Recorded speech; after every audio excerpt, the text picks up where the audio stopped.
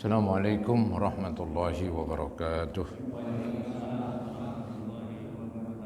Alhamdulillah wassalatu wassalamu ala ashrafi khalqillah Sayyidina wa maulana Muhammad ibn Abdullah wa ala alihi wa ashabihi wa man tabi'ahu wa nasarahu wa walah wa la hawla wa la quwata illa billah amma ba'd. Hadirin jamaah Majlis Talim Masjid Al-Husna yang saya muliakan, semoga kita semua dimuliakan oleh Allah Subhanahu wa taala. Amin ya rabbal alamin. Yang terhormat pimpinan Masjid Al-Mukarram Bapak Haji Sugeng Hartoyo beserta para pengurus, diantaranya Bapak Haji Suatmo dan lain-lainnya, serta tokoh masyarakat yang saya muliakan, juga remaja sekalian, bapak-bapak dan hadirin. Syukur alhamdulillah di malam minggu ini, walaupun malam minggu, malam libur kata orang, tapi tetap kita menghadiri pengajian yang rutin di Masjid Al-Husna ini. Harapan kita mudah-mudahan Allah Subhanahu wa taala berkenan memberikan balasan dan imbalan pahala yang sebesar-besarnya. Semoga Allah ampuni kekurangan, kesalahan dan dosa-dosa kita, dan semoga dibukakan pintu ilmu yang seluas-luasnya. Amin ya rabbal alamin. Hadirin, masalah jihad, berperang ini belum selesai.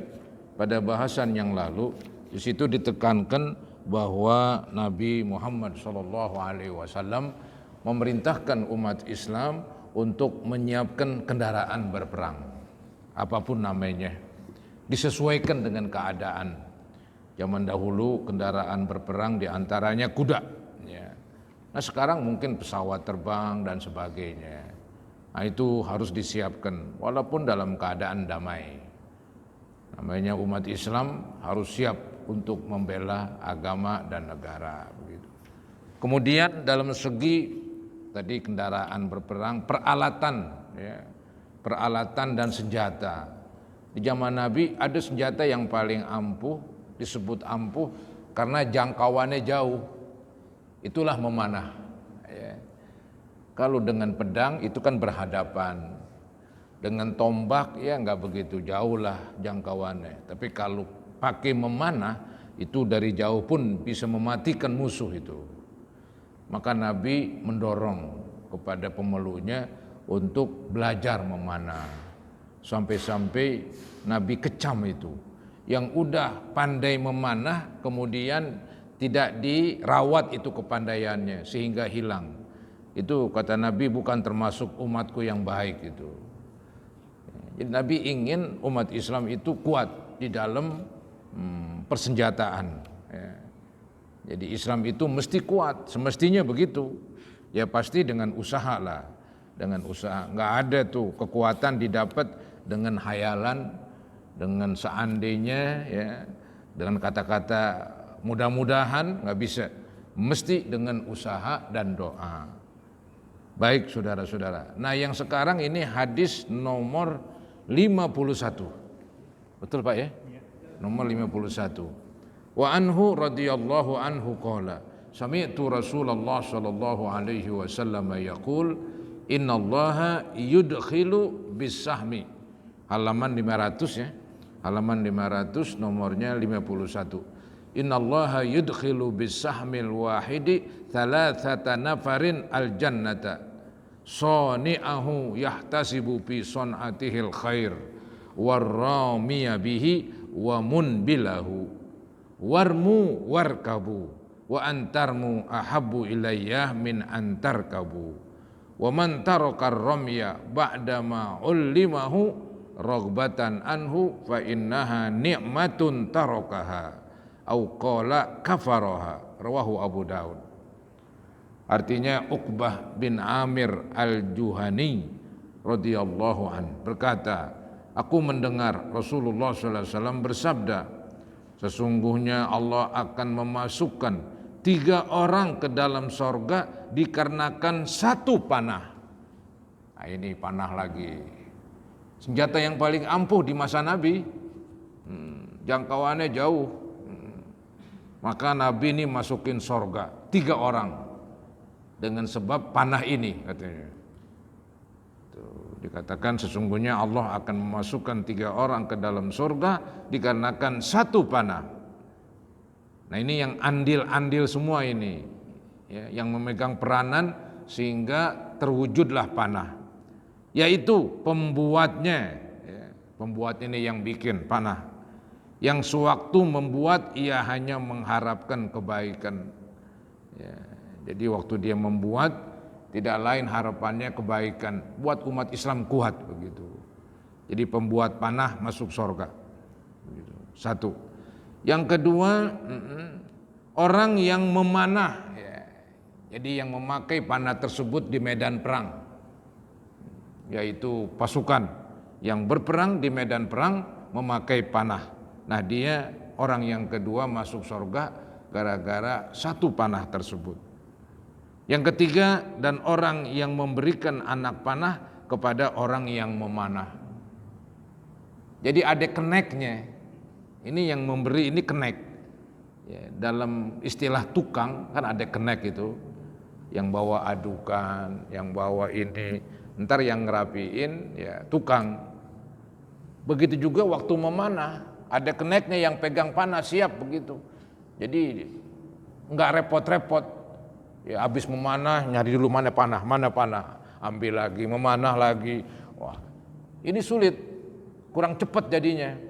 Maka ada kenek yang menyiapkan panah, yang memberikan, ya, yang mensuplai panah. Dia selalu berdampingan, berdekatan antara yang mensuplai panah dan yang membidikan panah.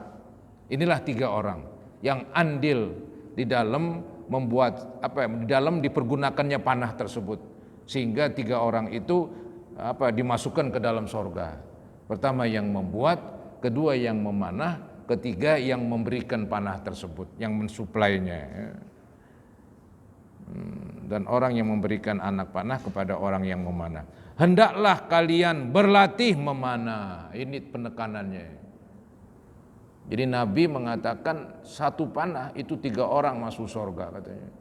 Untuk itulah kamu harus melatih diri supaya pandai memanah. Dia kan harus pandai membidik begitu. Bidikannya harus jitu. Maka harus latihan lah. Sama dengan zaman sekarang menembak.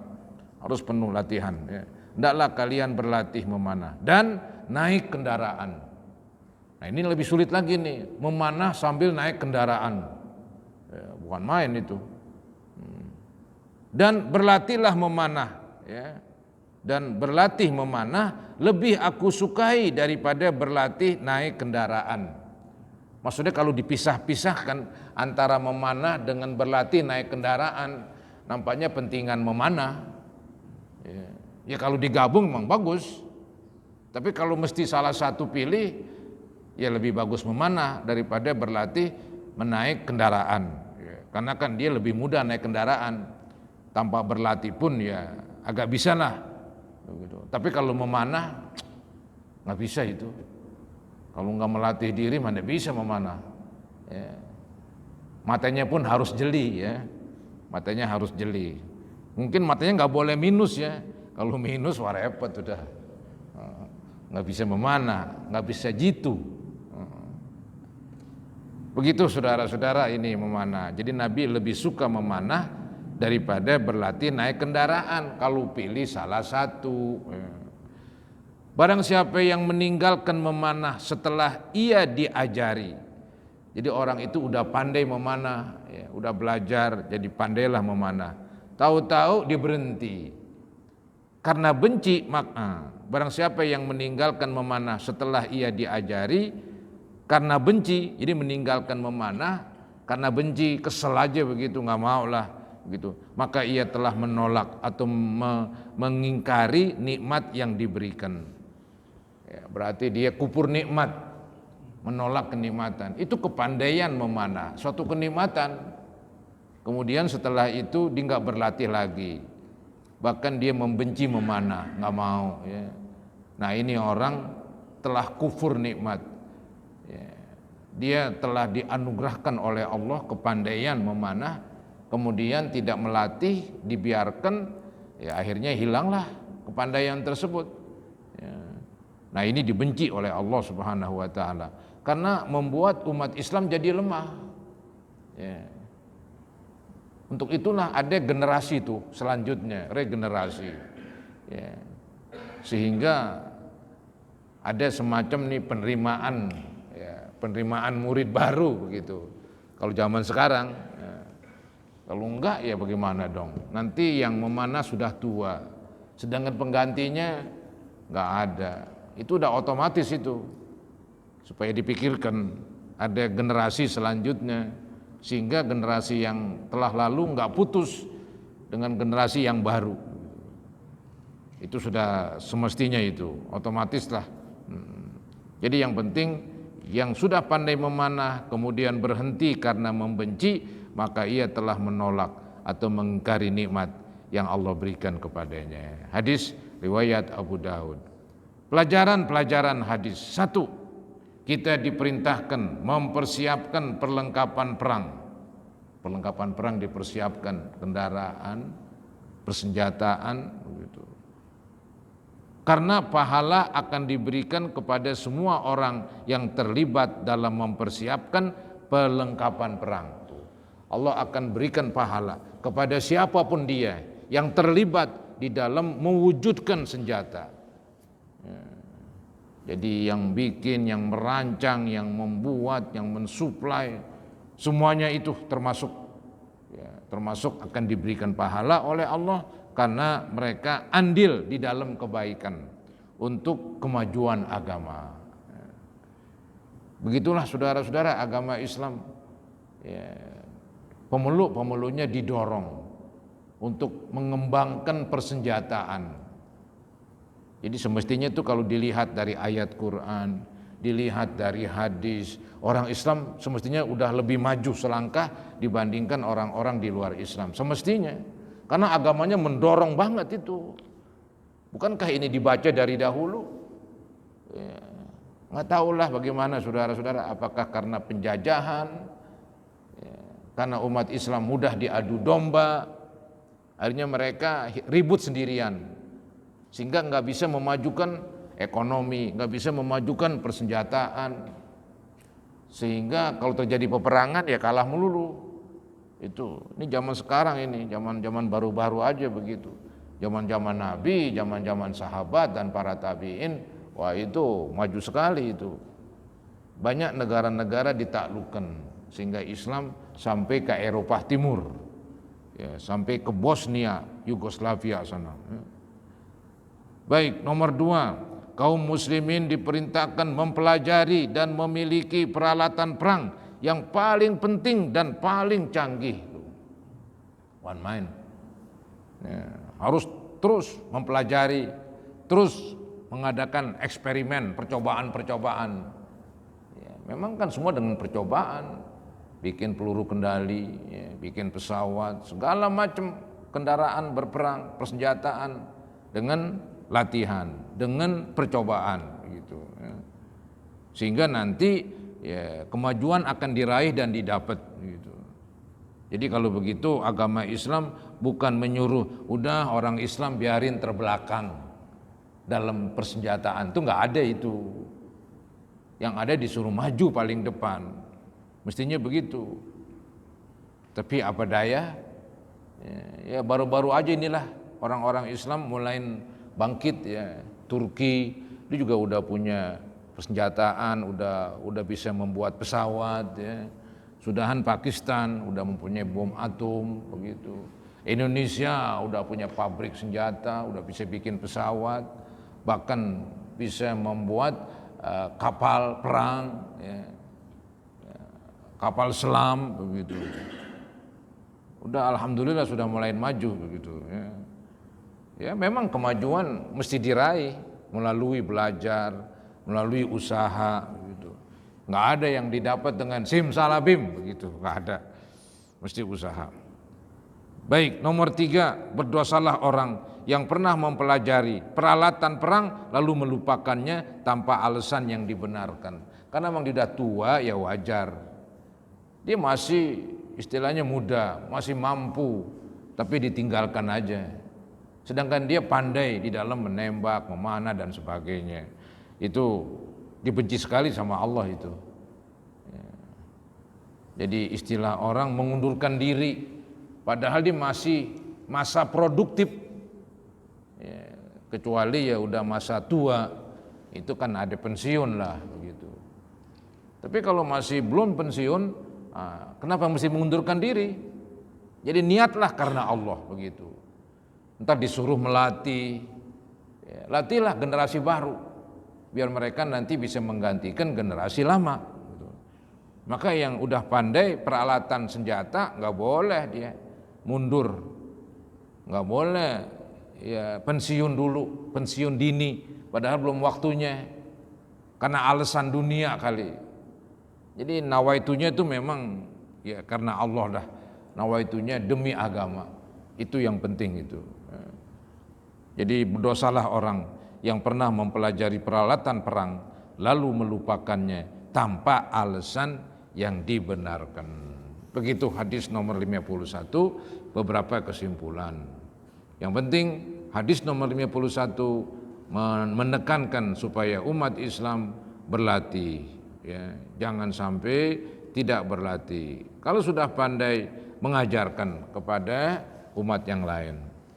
Baik di hadis nomor 52, wa an Salamat ibnil Aqwa radhiyallahu anhu qala marran Nabiyyu sallallahu alaihi wasallam ala nafarin yantadilun faqala irmu bani Ismail fa inna abakum kana ramiyan, rawahul Bukhari.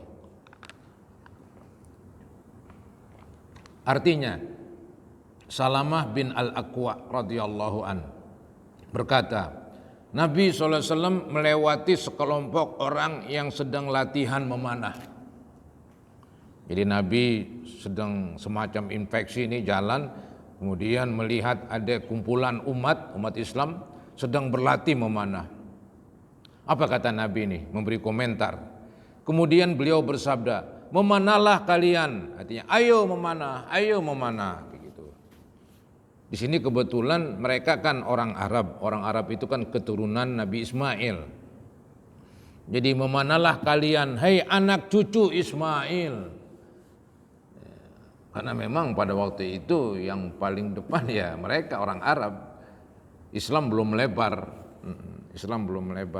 Dari mereka lah Islam berkembang. Saudara, itu bangsa Arab yang sekarang ini adalah keturunan Nabi Ismail.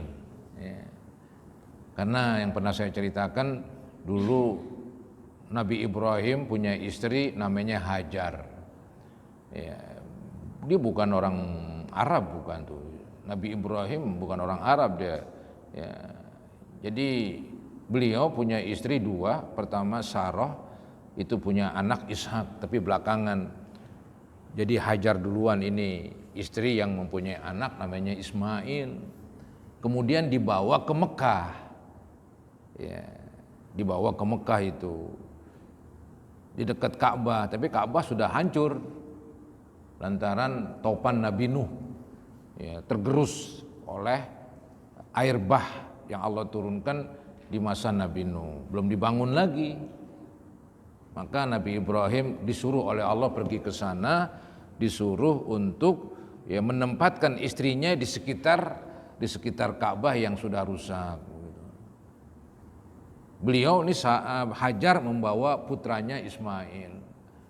Kan tuh waktu Hajar kehabisan air susu untuk ya meminumi Ismail, maka kan Hajar pergi ke sana kemari, dari Sofa ke Marwah, dari Marwah ke Sofa, berusaha mencari air, tapi nggak dapat air, malah justru air itu keluar di dekat kaki Ismail yang sedang menangis lantaran kehausan. Di dalam hadis diceritakan Jibril yang ngebor, saudara-saudara ya. Diborin namanya Jibril, sampai sekarang tuh air Zam-Zam nggak pernah surut. Ya, itu. Nah kemudian Ismail kan besar, ya ada suku dari Yaman, di suku Arab ini, suku dari Yaman mampir di Mekah, akhirnya minta izin dengan Hajar untuk tinggal di sekitar Mekah karena ada air. Ya, akhirnya mereka jadi banyak. Sehingga Ismail ketika dewasa menikah dengan orang Yaman itu, Jurhum, suku Jurhum. Nah, itulah bangsa Arab. Ya, bangsa Arab dari keturunan Ismail. Maka Nabi ingatkan nih ketika ada sekelompok umat Islam sedang latihan, dibilang, ayo teruskan, memanahlah kalian, hai anak cucu Ismail, ya. Hai anak cucu Ismail, ya. Memanahlah kalian, karena sesungguhnya nenek moyang kalian dulu adalah pemanah. Ya, nenek moyang mereka pemanah semua. Senjata yang paling ampuh pada waktu itu ya memanah. Begitulah saudara-saudara dapat dorongan dari Nabi, ya, supaya umat ini mempelajari. Nggak ada yang instan, yang langsung jadi. Semuanya mesti dipelajari dan dilatih seperti memanah. Ya. Pelajaran hadis seperti yang dijelaskan dalam hadis-hadis terdahulu, bahwa kita diperintahkan untuk berlatih memanah. Jadi melatih diri. Ya. Nggak bisa tuh ilmu didapat begitu saja, lebih-lebih dengan menghayal. Harus berusaha dan berlatih. Walaupun dalam keadaan damai. Bukan berarti dalam keadaan damai, nggak ada peperangan, semuanya istilahnya ya nggak ada latihan, nggak ada usaha. Itu kacau sekali kalau begitu. Mesti umat Islam selalu melek ya, berusaha dan melatih diri. Hadis 53, wa an Amr ibn Absah radhiyallahu anhu qala, sami'tu Rasulullah sallallahu alaihi wasallam yaqul, man rama bisahmin fi sabilillah fa huwa lahu adlu muharraratin, rawahu Abu Daud wa Tirmizi wa qala hadisun hasanun sahih. Ini juga masalah memanah. Senjata ampuh zaman dulu paling canggih itu. Artinya Amr bin Abasah radhiyallahu an berkata, aku mendengar Rasulullah sallallahu alaihi wasallam bersabda, barang siapa yang memanahkan satu anak panah saat berjihad di jalan Allah, hal itu sama dengan memerdekakan budak. Ini juga dorongan. Tadi kan dibilang yang memanah, yang membuat, yang jadi kenek itu masuk surga katanya. Ini tambah lagi ini. Orang yang memanah diberikan pahala sebesar pahala memerdekakan budak. Ya, zaman dulu kan banyak budak, agama ingin menyelesaikan pelan-pelan. Karena budak itu memang sudah mendarah daging sebelum Islam. Kalau dengan drastis nggak boleh perbudakan, ya orang nggak masuk Islam udah. Kesel begitu. Itu kan ekonomi mereka. Tahu sendiri kalau ekonominya dirusak ya manusia kan. Dulu budak tuh ekonomi, sumber tenaga kerja yang gratis. Asalkan kita membeli budak di pasar, atau mendapat warisan budak, atau mendapat harta rampasan diantaranya budak, dibagi-bagi itu. Itu sumber ekonomi. Kalau sumber ekonomi haram punya budak, wah orang gak masuk Islam. Maka Islam ini membiarkan dulu, kemudian mendorong supaya ayo merdekain budak, ya, ayo merdekain budak. Gitu. Nah di sini dihubungkan tuh, yang melempar satu panah di jalan Allah maka mendapat pahala seperti memerdekakan budak. Begitu. Jadi hadis riwayat Abu Daud dan Tirmizi. Tirmizi berkata hadis ini hasan sahih. Pelajaran hadis ini menjelaskan keutamaan dan pahala memanah. Ya. Dulu hadis yang udah lalu itu Nabi mengatakan ala innal quwwata fir ramyi. Ketahuilah sesungguhnya kekuatan di dalam memanah. Sekarang memanahnya bukan pakai ya apa itu anak panah yang diruncingkan atau ditambah dengan besi dan sebagainya, tapi sekarang lebih canggih lagi, yaitu senjata api. Sama aja, cuman dia lebih maju senjata api dengan kekuatan apa itu misiu ya. Kalau memanah kan dengan kekuatan tangan. Jadi kekuatan adanya di memanah. Ada panah yang paling hebat zaman sekarang, peluru kendali. Paling jauh jaraknya paling hebat, ada peluru kendali jarak jauh antar benua. waduh, antar benua itu. Diserang dari benua Amerika, jatuh ke benua Asia misalnya. Aduh, bukan main. Ya, itu kan pelurunya terisi dengan alat-alat canggih itu, ya, sehingga bisa mendorong kayak panah keluar kencang, ya, menempuh jarak yang jauh. Apollo saja kan pakai apa itu? Pakai penendang istilahnya. Ya, panah kan ditendang dengan busur. Ya, kalau peluru mungkin anggaplah dengan per ada di dalamnya begitu, mendorong. Ya. Jadi begitulah saudara-saudara. Jadi kekuatan ada di memanah sampai sekarang, tapi memanah dalam arti lebih luas. Itu persenjataan canggih yang meluncur cepat dan bisa menempuh jarak jauh. Di situ kekuatan. Di situ kekuatan. Ya. Kalau punya senjata yang ampuh ya kuat ya. Ya. Maka sekarang kan masing-masing membuat peluru kendali. Ya. Peluru kendali dari darat ke udara, dari udara ke darat, dari laut, tengah-tengah laut ya kapal selam menembakkan. Waduh, itu sama dengan panah zaman dulu. Zaman sekarang itu dengan peluru kendali. Baik saudara-saudara. Kemudian selanjutnya yaitu hadis nomor 54. Ya. Wa an Abi Yahya Huraim ibni Fatikin radhiyallahu anhu qala Rasulullah sallallahu alaihi wasallam man anfaqa nafaqatan fi sabilillah kutiba lahu sab'u mi'ati di'fin rawahu Tirmizi wa qala hadisun hasan. Ini hadis menerangkan tentang yaitu seseorang didorong untuk mau mengeluarkan dana. Karena persenjataan harus pakai dana. Enggak bisa dong senjata dibuat tanpa dana ini. Nih, Abu Yahya Quraim bin Fatik radhiyallahu an berkata bahwa Rasulullah SAW bersabda, barang siapa yang menafkahkan sesuatu untuk keperluan jihad di jalan Allah, maka pahalanya 700 kali lipat. Bukan 10, 20, 30, tapi 700 kali lipat. Mungkin berlipat-lipat lebih dari itu. Butuh uang. Membuat pabrik senjata, butuh uang. Ini berat ini.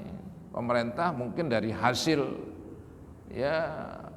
ininya lah, hasil semacam tambangnya ya, ada tambang emas, tambang ini, tambang itu, belum lagi pajak ya, untuk memelihara persenjataan, untuk membuat penyelidikan, eksperimen, percobaan. Ya. Dulu kan di zaman Habibie itu kan lagi bikin pesawat, tahu-tahu Krismon bubar,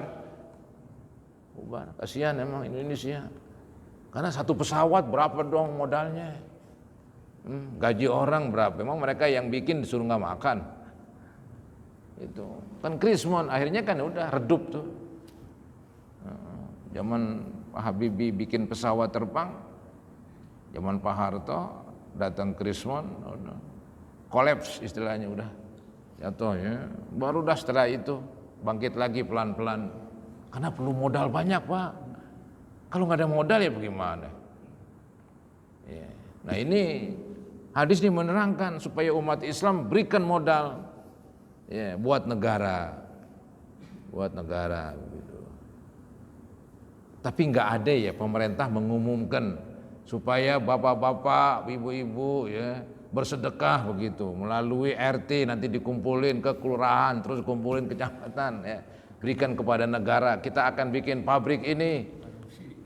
Korupsi katanya para hadirin. Di tengah jalan duitnya habis.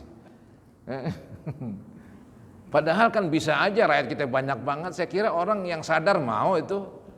Iya, apakah sekarang 10.000 misalnya, 5.000, itu kalau rakyat Indonesia berapa ratus juta dikumpulin. Transparan lah.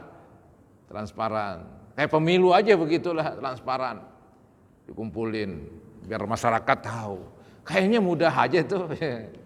Ya, di samping ya ada pajak yang resmi. Ini sekarang dari sukarela aja.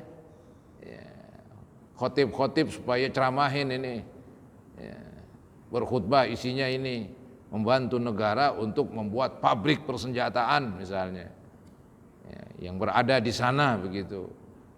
Nah, ini butuh uang dari rakyat kayaknya bisa. Banyak banget kita dikumpulin uang, acara-acara di masyarakat uang dikumpulin beres itu acara. Acara ini, acara itu, kumpulin uang banyak. Kalau sendiri emang berat. Kalau sendiri, udah sepak. Nah, kalau pemerintah iniin apa ya, dorong-dorong menterinya terus sampai gubernur. Bukan main, kayaknya sih ya kalau saya bilang ini pikiran saya kayaknya gampang begitu, cuman kan repotnya begitu tadi, takut dikorupsi. Ya bismillah kudu ya, kalau takut mulu nggak jadi ini. Bismillah itu, yang ketahuan apa yang ketangkep korupsi ya udah pancung aja, tangannya putusin begitu. Biar jelas jadinya kalau begitu. Karena memang kurang dana itu, Indonesia kurang dana, berat. Ya. Mau bikin pesawat, satu pesawat misalnya, harus ngeluarin dana. Sedekah, ini pahalanya gede banget tuh. 700 kali lipat. Kalau kita keluarin 10.000 kali 700, satu orang. Yang kaya boleh lebih dari itu, dicatat melalui RT. Ya. RT masukin ya ke apa ini? Melalui ya sekarang kan banyak tempat-tempat pengaturan uang, ya, Indomaret ya, bisa itu mengirim ke kantor pos, sudahan bank, dikirim ke rekening pemerintah. One mind. Saya tuh gambarkan kayaknya begitu kalau saya bilang kumpulin dari rakyat, dorong mereka. Saya yakin, apalagi orang Islam, nanti ulama-ulama suruh dorong, sampaikan ini hadis. Ya, dalam khutbah begitu supaya maju, karena kalau nggak begitu bagaimana dong? Coba lihat, Nabi suruh mengeluarkan dana untuk ya membuat senjata dan sebagainya. Barang siapa yang menafkahkan sesuatu untuk keperluan jihad di jalan Allah, maka pahalanya 700 kali lipat. Hadis riwayat Tirmizi, dia berkata hadis ini hasan. Kalau rakyat sadar, dia akan girang, senang dia mengeluarkan harta untuk ya, membela agama, senang malah. Yang penting mereka dibuat pengertian lah, diajarin. Begitu saudara.